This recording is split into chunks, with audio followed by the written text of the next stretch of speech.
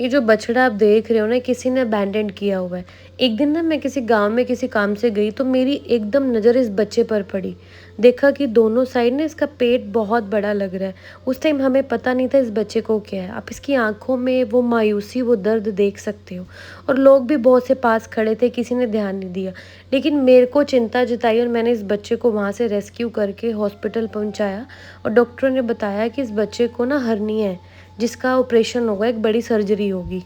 और डॉक्टर ने बोला कि 2 दिन बच्चे को ड्रिप लगेगी, प्रॉपर केयर करनी पड़ेगी, उसके बाद ही ऑपरेशन होगा। तो हमने ये सब करना शुरू कर दिया। इस बच्चे को रेस्क्यू करके अपने शेल्टर होम में रखा। बल्कि हमारे पास अभी ऐसे बच्चों के लिए जगह नहीं है, क्योंकि हमारे पास ना बहुत लिमिटेड सी स्पेस है। तो आप देख सकते हो कि हमने कैसे इस बच्चे को मैनेज किया। वहीं पर बेचारे कुछ पैरालाइज्ड डॉग्स रहते हैं, वहीं पर हमने इस बछड़े को बांधा और इसको ड्रिप लगाई ताकि हम इसका इलाज करवा सकें। और सुबह इस बच्चे की सर्जरी है। आप प्रे करना कि ये बिल्कुल ठीक हो जाए और हमारी मेहनत रंग लाए। और जो भी ऐसे बच्चों के लिए हेल्प करना चाहता है, इनके लिए कंट्रीब्यूट करना चाहता है, तो आप ये डिटेल्स पर जाकर ना इन बच्चों के लिए हेल्प कर सकते हैं, क्योंकि आप सब लोगों के सपोर्ट की वजह से ही हम ये काम को जारी रख पा रहे हैं। और आप इस वीडियो में आगे देखेंगे कि 3-4 दिनों के अंदर हमने कितने बच्चों को रेस्क्यू किया और कितने बच्चों का इलाज चल रहा है। उसी दिन हमारे पास एक डॉग आती है पानीपत से, जिसके मुंह में कैंसर है। और इनके जो ऑनर थे, उन्होंने बताया कि उनके फादर बीमार हैं, तो वो इस बच्ची का इलाज नहीं करा पा रहे, केयर नहीं कर पा रहे, इसलिए वो इस बच्ची को हमारे पास लेके आए हैं। ये एक गोल्डन रिट्रीवर ब्रीड की डॉग है जो 3 साल की है। तो हमने इस बच्ची की फर्स्ट कीमोथेरेपी करवा दी है और मैं जो भी अपडेट रहेगी आपके साथ शेयर करती रहूँगी। और ये बच्ची 3 साल की है। इसके ऑनर ने इसको 3 साल पहले 10,000 रुपये में ख़रीदा था। मैं हमेशा आप लोगों को बोलती हूँ कि इन बच्चों का ख़रीदना, इनका व्यापार बंद करो, क्योंकि आपके ख़रीदने के चक्कर में इन बच्चों की गलत ब्रीडिंग करवाई जाती है, जिसका खामियाजा देखो ये बच्चे इस तरह भुगत रहे हैं। कितनी दुखी होगी ये बच्ची।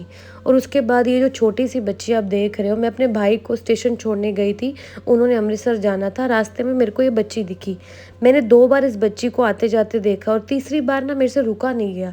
मुझे लगा कि अगर मैंने इस बच्ची को यहीं छोड़ दिया तो ये मर जाएगी। तो मैंने बिना सोचे समझे इस बच्ची को पिक किया और अपने साथ अपने घर ले आई, क्योंकि बच्ची ना बार बार सड़क पे आके बैठ रही थी। मैंने 2 बार बच्ची को साइड में भी किया, लेकिन फिर बार बार उधर आ जाती थी।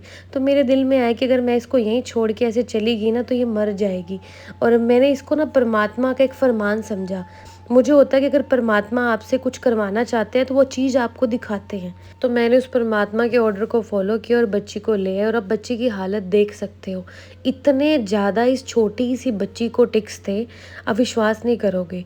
और ये बच्ची जिस एरिया में रह रही थी ना, वहाँ जो बड़े डॉग्स थे उनको भी बहुत ज़्यादा टिक्स थे। तो मैं कोशिश करूँगी अगर आप लोग हमें ब्रवेटो की टैबलेट भेज पाओ तो मैं उन बच्चों को जाके भी वो टैबलेट दे सकती हूँ। और उसके बाद मैंने इस बच्ची को एक टिक पाउडर, कोई भी टिक पाउडर आप ले सकते हो, मैंने वो टिक पाउडर इस बच्ची को लगाया। और मैंने फिप्रोनिल का स्प्रे लेके इस बच्ची की पूरी बॉडी पर ऐसे लगाया जैसे हम अपने सिर में ऑयल की मसाज करते हैं। और मैंने 3 घंटे वेट की। उसके बाद इस बच्ची के सारे टिक्स मर के झड़ने लगे। क्योंकि क्या होता है, अगर हम जिंदा टिक्स को निकालेंगे तो ब्लड ज़्यादा आएगा, जिससे बच्चों को टिक फीवर हो सकता है। तो इसलिए एक बार जब टिक्स मर जाते हैं तो फिर आप इनको निकाल सकते हैं। अब ये बच्ची मेरे पास ही है और जितनी इसकी लाइफ है ये बच्ची हमारे पास ही रहेगी। और उसी दिन क्या होता है कि मेरे पास कोई कुरुक्षेत्र के पास गांव है, वहाँ से एक पैरालाइज्ड बच्ची लेकर आते हैं, जो आप वीडियो में देख सकते हो।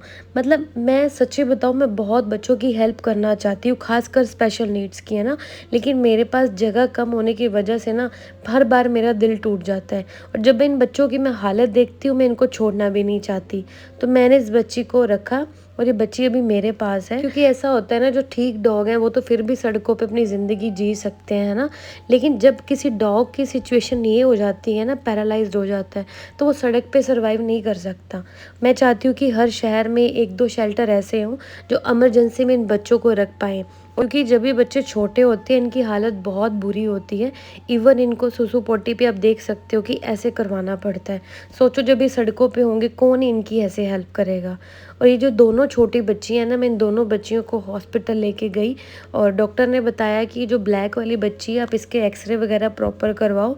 क्या पता इस बच्ची को अगर हम सर्जरी करें तो एक टांग इस बच्ची की ठीक हो पाए।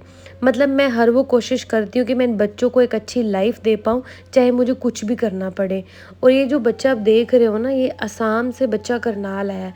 मतलब मुझे समझ नहीं आती कि लोग इतनी दूर-दूर से बच्चे भेज रहे हैं, कोई मेरी सिचुएशन क्यों नहीं समझ पा रहा। ये बच्चा पैरालाइज्ड है। मैं फिर कह रही हूँ, मैं आप लोगों की हेल्प करना चाहती हूँ, लेकिन मेरे पास जगह बहुत कम है। प्लीज़ आप मेरी सिचुएशन भी समझो। मैं फिर कह रही हूँ कि अगर आप लोग मेरा साथ दोगे तभी मैं कुछ कर पाऊँगी, है ना? अगर ऐसे ही आप लोग बच्चे भेजते रहे, है ना, कल को इन बच्चों की हालत ख़राब होगी, फिर आप मुझे ब्लेम करोगे, दिलजीत आपको रखना नहीं आता। मैं हर बार बोलती हूँ मेरे पास जगह नहीं है। अगर भगवान करे मेरी बहुत बड़ी जगह बन जाती है तो मुझे सेवा करने से कोई हर्ज नहीं है। मुझे फ़ील होता है लोग इतनी दूर से आते हैं, बच्चा छोड़ते हैं, पानी का गिलास भी नहीं पीते और बोलते हैं चलो जी हम जा रहे हैं। और ये जो बच्ची देख रहे हो, इसका स्किन का ट्रीटमेंट चल रहा है। ये भी बहुत बुरी कंडीशन में आई थी। मतलब अभी हमारे पास जितने बच्चे हैं बहुत सीरियस हैं। तो प्लीज़ अगर आप जितना सपोर्ट कर सकते हो करो, और हो सकता है तो अपने आसपास भी इन बच्चों की हेल्प किया करो। अगर आप सभी लोग मिलके एक बंदे के ऊपर बर्डन डाल दोगे ना, तो जो काम हम कर रहे हैं ना, हम वो भी नहीं कर पाएंगे। और दूसरी बात मैं आपसे ये शेयर करना चाह रही हूँ कि जितने भी हमारे पास पैरालाइज्ड बच्चे हैं, उनकी लेग्स की हालत आप देख सकते हो।